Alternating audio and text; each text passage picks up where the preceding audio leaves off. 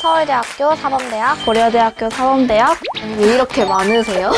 부족한 부분이 있다면 쉽게 찾을 수 있었기 때문에 그림을 잘 그리지 못해가지고 눈에 잘 보이게 정리를 할 수 있었던 것 같아서 그래서 그 배가 고플 때 간단하게 먹을 수 있는 음식으로 배속을 했던 강의들은 주로 안녕하세요. 저는 서울대학교 사범대학 사회교육과 재학 중인 이사학번 전서영입니다. 서울대학교, 고려대학교, 한양대학교, 서강대학교, 상경관대, 교원대학 모두 재취합했습니다. 최초화. 약간 이름만 들어도 설레는 그 최초합을. 저는 고려대학교 사범대학 국어교육과 이사학번으로 재학 중인 이가영입니다. 저는 중학교 이후부터 사교육을 일절 받지 않았습니다. 사교육을 그럼 하나도 안 받으신 거예요? 네, 사교육을 받지 않고 EBS와 학교 공부만으로 공부를 했습니다. 네.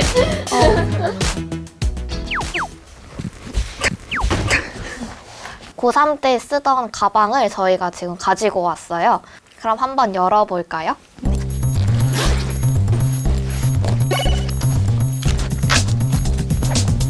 아니, 왜 이렇게 많으세요? 지금 되게 처음에 봤을 때부터 약간 무게감에 좀 차이가 있었던 것 같은데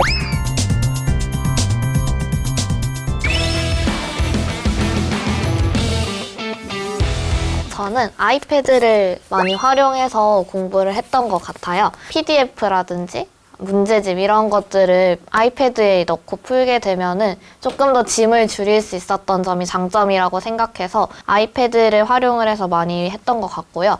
제가 그림을 잘 그리지 못해가지고 기존에 있었던 그래프라든지 아니면은 지도와 같은 사진을 불러와서 필기를 하면은 수기로 필기를 했을 때보다 깔끔하고 눈에 잘 보이게 정리를 할 수 있었던 것 같아서 이렇게 굿노트로 필기를 좀 많이 진행을 했습니다.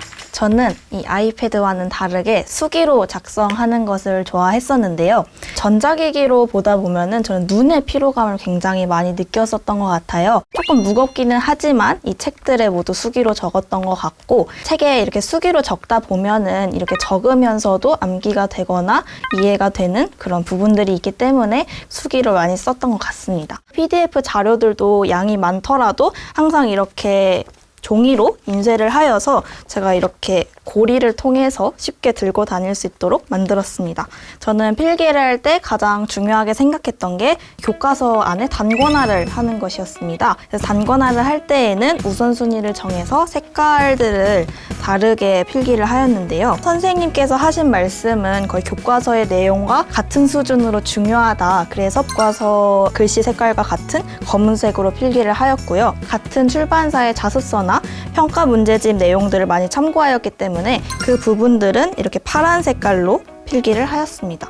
그 다음에 빨간색 같은 경우에는 굉장히 눈에 잘 띄잖아요. 그래서 빨간색은 정말 중요한 부분에만 필기를 하는 방식을 사용했습니다.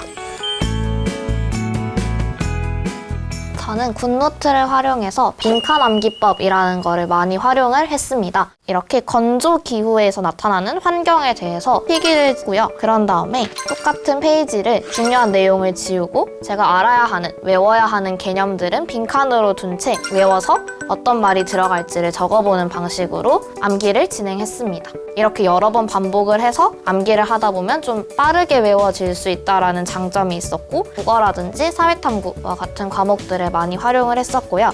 제가 그 한국사, 특히 한국사 과목을 공부할 때 스토리텔링 공부법을 많이 활용하였는데요. 그래서 이 흔적들을 보시면 이렇게 샤프 자국이 나와 있는 것을 볼 수가 있는데요. 이해를 하는 순서라든지 아니면 이해를 했을 때 좀 더 포인트가 되는 부분들은 이렇게 동그라미 표시를 하고 좀 부가적인 설명들은 좀 쉽게 건너뛰면서 백지에도 이런 식으로 샤프로 굉장히 가볍게 필기를 하면서 암기를 반복하였던 공부법이었습니다. 소개해드릴 교재는 50일 수학이라는 교재인데요.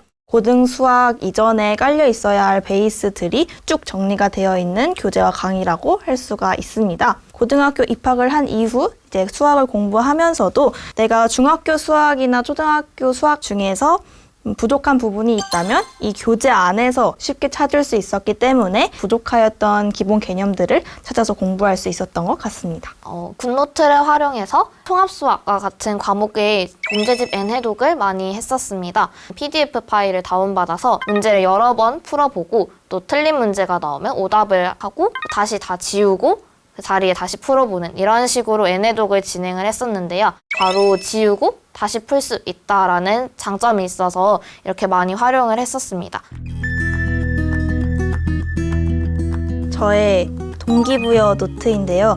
이제 수험생활 하면서 불안할 때나 아니면 나에게 조금 자극을 주고 싶을 때나 어쨌든 나에게 해주고 싶은 말들을 그때그때 적어 놓았습니다.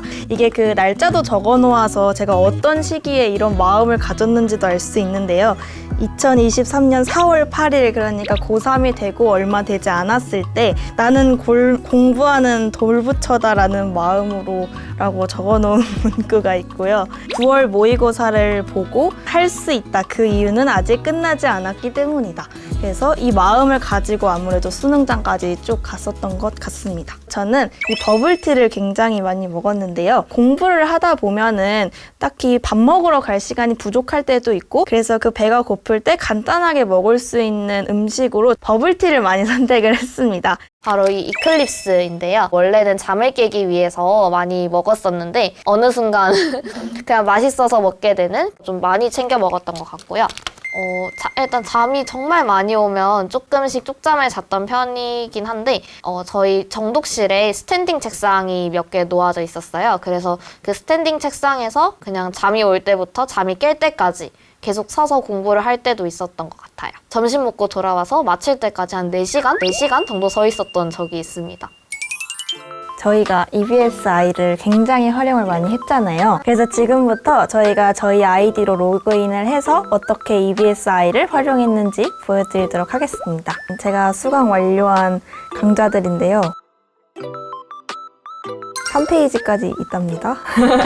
수강 완료한 강좌가 많은 이유라고 한다면 한 선생님의 강좌만 듣기보다는 다른 선생님들에게서 얻을 수 있는 자료라든지 특징들이 있으니까 한 과목이어도 다양한 선생님들의 강의들을 듣다 보니까 이렇게 수강 완료 강좌가 좀 많아진 것 같습니다. 학습 Q&A 서비스도 많이 활용을 하였는데요. 공부하면서 모르는 부분들을 남겨놓으면은 학교 선생님들께서 아주 친절하게 답변을 해주시기 때문에 많이 활용을 하였던 것 같습니다. 이렇게 약간 시간도 적어드리면은 선생님들께서 참고를 하실 수가 있어서 최대한 구체적으로 적어 놓으시면 제가 생각한 부분 중에 어떤 부분이 잘못되었는지를 설명해 주시기 때문에 최대한 좀 저의 사고의 흐름을 구체적으로 적어 놓으려고 했었던 것 같습니다. 빠르면은 정말 한 10분 만에 올 때도 있고요. 최대 하루 안에는 오는 것 같아요. 다음 날까지는 오는 것 같습니다. 저는 이렇게 국어에서는 차이나 선생님 강의를 많이 들었었고 차이나 선생님 수능 개념 같은 경우에는 앞에서는 글을 어떻게 읽어가야 하는지 방법론적인 것들을 많이 가르쳐 주셨어요. 그래서 제가 새로운 글에 아니면 평가원 기출에 그걸 적용하고 체화하는 과정이 좀 중요했던 것 같은데 그 과정을 통해서 얻을 수 있었던 게 좀 많았다고 생각을 하는 편이라서 이 강의가 굉장히 좋았던 것 같습니다. 이제 정치화법 수능 개념 강의도 많이 들었었는데요. 김민정 선생님 강의 같은 경우에는 항상 매 강의 끝날 때마다 이렇게 만점 챌린지라는 걸 운영을 해주셨는데요. 제가 1강부터 모두 45강 완강할 때까지 이렇게 만점 챌린지를 다 작성을 했었습니다. 배속을 했던 강의들은 주로 한 번 이상 들어본 개념이라든지 아니면 문제풀이 같은 거는 조금 빠르게 넘어가도 괜찮다고 생각을 해가지고 최대 1.6배속 정도로 들었던 것 같고 개념은 제가 모르는 내용을 배우는 과정이라고 생각을 해서 좀 배속 속도를 늦췄던 것 같습니다. 선생님분들마다 말씀하시는 속도가 다 다르다 보니까 그것에 맞춰서 배속을 좀 다르게 했던 것 같습니다. 정승재 선생님 강의는 말씀을 갑자기 빠르게 하실 때도 있고 왜 이렇게 갑자기 썰을 푸실 때도 있고 해가지고 그 빠르게 말씀하시는 부분은 속도를 다시 줄이고 이런 식으로 강의 안에서도 그것에 맞춰서 좀 속도를 조절했던 것 같습니다. 꾸준히, 능동적으로, 적극적으로 이 세 가지가 굉장히 중요한 것 같습니다.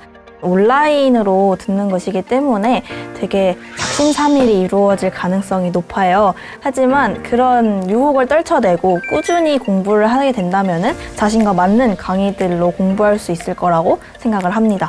그리고 능동적으로 하는 것도 굉장히 중요한데요. 선생님께서 강의하시는 내용만 듣기보다는 문제풀이 같은 경우에는 먼저 풀어본다든지 이런 식으로 능동적으로 먼저 공부하려고 하는 습관을 형성하는 게 중요한 것 같습니다. 그리고 마지막으로 적극적으로 이제 학습 Q&A라든지 수강 후기 이런 게시판들을 활용을 해서 꾸준히라는 강조점을 더 활용할 수 있도록 또 그런 것들을 실천할 수 있도록 하는 것이 중요한 것 같습니다.